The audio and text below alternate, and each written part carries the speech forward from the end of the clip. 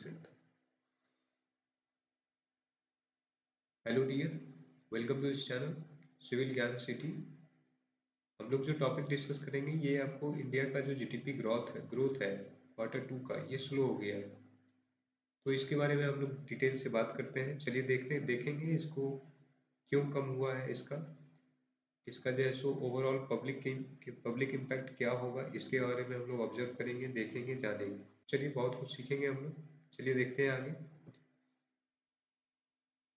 सबसे पहले तो क्वार्टर समझिए। क्वार्टर क्या है कि क्वार्टर मतलब 4 होता है, 1/4। ठीक, तो 1 ईयर का 1/4 करिएगा तो हर एक कितना हो जाएगा, 1 ईयर में आपका 12 मंथ, यानी वन हर एक क्वार्टर में यानी कितने मंथ, कितने 3 मंथ हो जाएंगे, है ना। तो फाइनेंशियल ईयर जैसे कि पता है आपको, मार्च से मार्च का ईयरली ये होता है।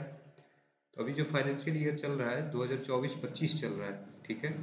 ये जो मार्च 2025 आएगा उसमें ये फाइनेंशियल ईयर 24-25 कंप्लीट हो जाएगा। तो अभी देखिए Q1 स्टार्ट कब से हुआ, तो 1 अप्रैल से स्टार्ट हुआ।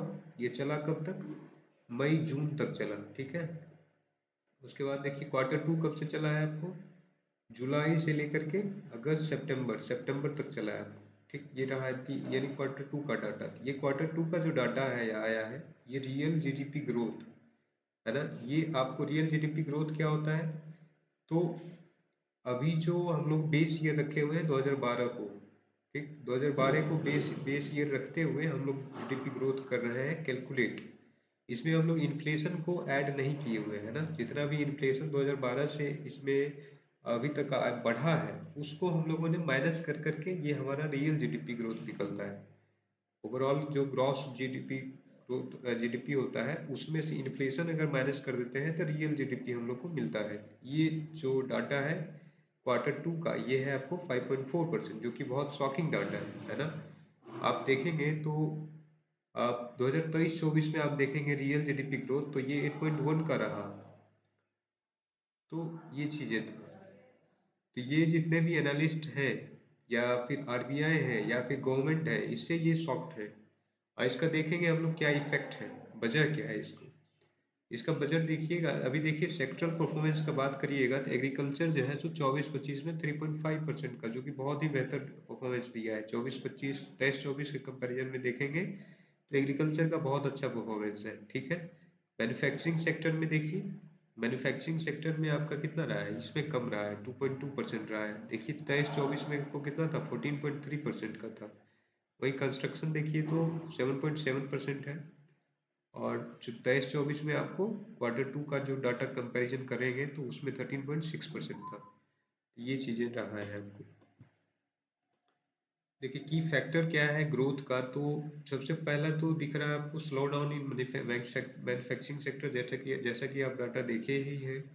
इस बार जो अभी जो स्लो डाउन जो हुआ है इसका 2.2% रहा है। तो इसका मेन देखिए वजह क्या रहा है ना कि अनइवन आपको क्लाइमेट रहा है, अनइवन रेनफॉल भी हुआ है आपको। खासकर जो Q2 का जो रिजल्ट आता है इसमें मेन आप देखेंगे तो ये रेनी सीजन इन इंडिया होता है। तो रेनी सीजन होने के वजह से आपका जितने भी मैन्युफैक्चरिंग सेक्टर है, खास करके आपका कंस्ट्रक्शन वर्क वगैरह, ये सारे रुक जाते हैं, लेबर वगैरह अफेक्ट होते हैं, ये सारा चीज़ है, फ्लड वगैरह आता है। तो ये इस वजह से आपका मैन्युफैक्चरिंग सेक्टर थोड़ा सा धीमा होता है, ठीक है। लेकिन इस बार कुछ ज़्यादा ही हो गया है। इसका मेन वजह ये भी है कि आपको इलेक्शन वगैरह भी था। इलेक्शन की वजह से जो सरकार अपना जो कैपिटल एक्सपेंडिचर करती है वो नहीं कर पाई है, ठीक है। ये चीज़ें है। कॉन्ट्रैक्शन इन देखिए माइनिंग हुआ है, कॉन्ट्रैक्ट माइनिंग जो सेक्टर है ये भी आपको कॉन्ट्रैक्ट हुआ है। इसका मेन वजह यही रहा कि रेनफॉल जो है ना अनइवन रहा, अनइवन हुआ, इस वजह से लेट तक थोड़ा रेन रहा है। ये वजह मेन रहा है। फिर देखिए डिक्लाइन इन इन्वेस्टमेंट रहा है। इन्वेस्टमेंट आपको क्या हुआ है कि इन्वेस्टमेंट डिक्लाइन हुआ है, यानी ये जो है आप देखे ही होंगे न्यूज, अगर स्टॉक मार्केट वगैरह फॉलो करते होंगे तो एफपीआई जो है, फॉरेन पोर्टफोलियो इन्वेस्टमेंट इन्वेस्टर जो है, फॉरेन पोर्टफोलियो इन्वेस्टर, ये बहुत सारे जो है रुपया इंडिया से निकाल करके ये जो है सो आपको निकाल रहे हैं। ये buy buy India sell China कर रहे थे कुछ दिन, जब चाइना जो है सो स्टिमुलस पैकेज दिया अपनी इकोनॉमी में, अपनी इकोनॉमी को बूस्ट करने के लिए। तो ये लोग जो है सो बाय चाइना सेल इंडिया कर रहे थे। तो ये सारे चीज़ें से आपका एफपीआई जैसो थोड़ा सा घटा आपको 1.54 लाख करोड़ के अराउंड, मतलब आपका जो है ना ये एफपीआई जैसो निकला है अकाउंट यहाँ से। ये चीज़ें रहा है। तो ये सारा चीज़ें जो है सो आपको डिक्लाइन, ये सब वजह है जिसके वजह से आपको Q2 का रिजल्ट जो है सो जीडीपी जो है कम आया है। पॉजिटिव साइड में देखिए तो क्या है, तो पॉजिटिव साइड में देखेंगे तो प्राइवेट सेक्टर के जितने भी हैं, प्राइवेट सेक्टर में जो है कंजम्पशन एक्सपेंडिचर बढ़ा है। कंजम्पशन एक्सपेंडिचर का मतलब यहाँ ये है कि आपको यहाँ जो है सो लोग काफ़ी पैसा उसमें एक्सपेंड कर रहे हैं, प्राइवेट सेक्टर वाले जितने भी हैं। खास करके इलेक्शन जब ईयर खत्म हुआ है तो उसके बाद क्या हो रहा है कि आपको जो है लोग उसमें लोग जो है सो क्या कर रहे हैं, आपको पैसा सरकार खर्च कर रही है, ठीक है, कैपिटल एक्सपेंडिचर जो भी करना था। अभी आप देखेंगे तो एक वजह सबसे बड़ा ये भी माना जाता है कि अभी आप देखेंगे 37% के अराउंड जो है सेंट्रल गवर्नमेंट अपना टोटल कैपिटल एक्सपेंडिचर का ही खर्च कर पाई। क्यों? ये मॉडल कोड ऑफ कंडक्ट जो लग जाता है ना लोकसभा चुनाव की वजह से, 18th लोकसभा जो हुआ है, इस वजह से आपका ये प्रभावित हुआ है। ये भी एक वजह देखा जा रहा है।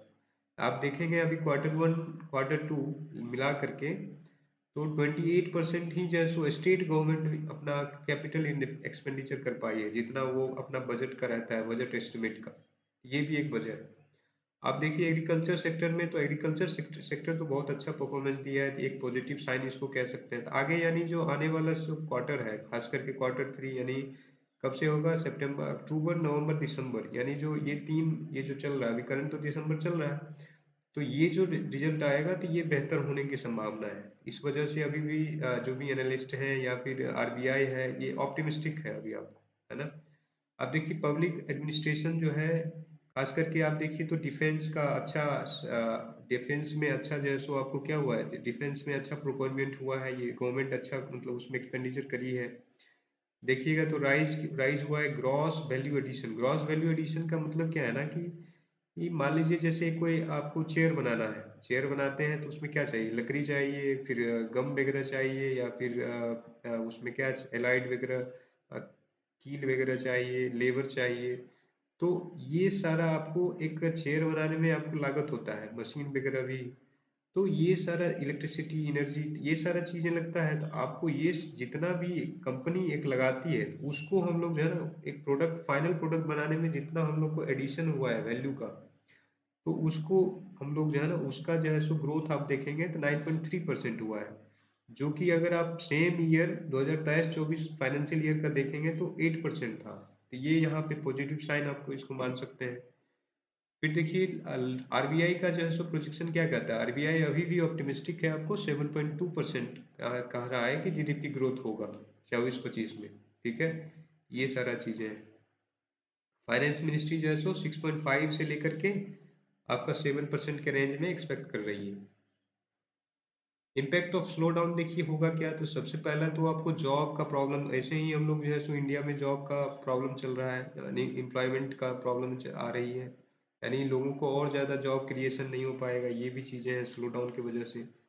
इन्वेस्टमेंट आपको क्या होगा कि आपको लोग जो है सो इन्वेस्ट नहीं कर पाएंगे, खास करके मान लीजिए फॉरेनर जो है, अगर इकोनॉमी स्लो होगा तो यहाँ से और ज़्यादा हो सकता है वो पैसा निकालें ही, वो इन्वेस्ट नहीं कर पाएंगे, इन्फ्लेशन बढ़ने की चांसेस होगा। और भी देखिए क्या है ना, ग्लोबल अनसर्टेनिटी चल रहा है, खास करके ट्रम्प जो है सो चुनाव जीते हैं, वो आएंगे तो उनका भी एक है कि भाई वो किस तरीका से इकोनॉमी ले जाएंगे। वो जो है सो खास करके ऐसा कहा जा रहा है कि वो टैरिफ लगाएंगे, टैरिफ लगाएंगे तो होगा क्या कि ये जो है सो इन्फ्लेशन वगैरह बढ़ने का चांसेस है। ये सब चीज़ें हैं। अब वो अमेरिका को प्रायोरिटी देना चाह रहे हैं, तो ये सब चीज़ों के वजह से भी अनसर्टेनिटी काफ़ी है। अभी भी देखिए तो आप सीरिया में फिर से युद्ध स्टार्ट हो गया है। तो ये सारा चीज़ें जो है ये कम्प्लेक्स बना रहा है सिचुएशन को। ये सब भी वजह है जो कि आपको इकोनॉमी स्लो हो रहा है। गवर्नमेंट देखिए अभी भी पॉजिटिव है। गवर्नमेंट जो भी अपना जो है सो गवर्नमेंट को अभी भी क्या करना चाहिए आपको कि जितने भी ये आपको डोमेस्टिक कंजम्पशन है, डोमेस्टिक कंजम्पशन मीन्स आपको क्या होगा कि अपना कैपिटल एक्सपेंडिचर करना होगा, टैक्स कट करना होगा, टैक्स कट करेंगे तो लोगों के पास पैसा काफ़ी जाएगा तो वो खर्च करना चाहेंगे। एक पॉजिटिव सेंटिमेंट, इंफ्रास्ट्रक्चर स्पेंडिंग करना होगा गवर्नमेंट को स्मॉल जैसे बिजनेसेस है जैसे एमएसएमई वगैरह है, तो उसको आपको सपोर्ट करना होगा, जिससे कि आपको क्या हो, लोगों के पास पैसा जाएगा, लोग जो है सो पैसा खर्च करेंगे और इकोनॉमी अच्छा से चलेगा, ये सारी चीज़ें। कंक्लूजन में बात करें तो कंक्लूजन में यही हम लोग देखेंगे कि देखते हैं होता क्या है। क्वार्टर 3 जो है आपका, ऐसा मतलब एनालिसिस है, ऐसा एनालिसिस है कि ये अच्छा रिजल्ट आना चाहिए क्वार्टर 3 में। क्यों आना चाहिए? क्योंकि इसमें जो है सो ऐसा ऐसा जो है सो प्रोजेक्टेड है कि आपका जो खरीफ का जो फसल आया है, आपका खरीफ फसल जो हुआ है खास करके वो अच्छा मतलब हुआ है। खरीफ जो फसल जो है वो अच्छा हुआ है, तो इससे क्या होगा, किसानों के पास काफी पैसा अच्छा जाएगा, तो किसान जो है सो पैसे खर्च करेंगे, यानी पैसे खर्च करेंगे कहीं ना कहीं, तो वो क्या होगा, इकोनॉमी के लिए बेहतर चीजें हैं। ये है आपको, तो यानी ये यानी रूरल डिमांड जो है सो आपको बढ़ने की चांसेस बता रहा है। तो रूरल डिमांड बढ़ेंगे तो अभी क्या क्या, अभी जैसे कि आपका रबी चल रहा है, रबी क्रॉप का बुआई चल रहा है, तो यहाँ भी ये भी जो है ना इकोनॉमी को बूस्ट ही देगा ना। और अभी जो है इलेक्शन वगैरह इंड हो चुका है, महाराष्ट्र में चुनाव हुआ है, तो वहाँ भी आपको एक स्ट्रॉन्ग सरकार बना है, यानी बीजेपी वहाँ जीती है, तो और सेंटर में भी बीजेपी है, तो इससे जो है सो एक मोरल बूस्ट मिलेगा, और ये जो है सो लोगों को जो है ना मोटिवेट करेगा कि और ज़्यादा फर्दर आपको एक्सपेंडिचर करें, वो खर्च करें, अपना जेब को ढीला करें। ठीक है, ये सारा चीज़ है। चलिए देखते हैं आगे जो भी होगा, हम लोग अपडेटेड वीडियो लाते रहेंगे। Thank you, thank you once again, और वीडियो को जितना हो सके शेयर करें अपने दोस्तों के साथ। Thank you. जय हिंद।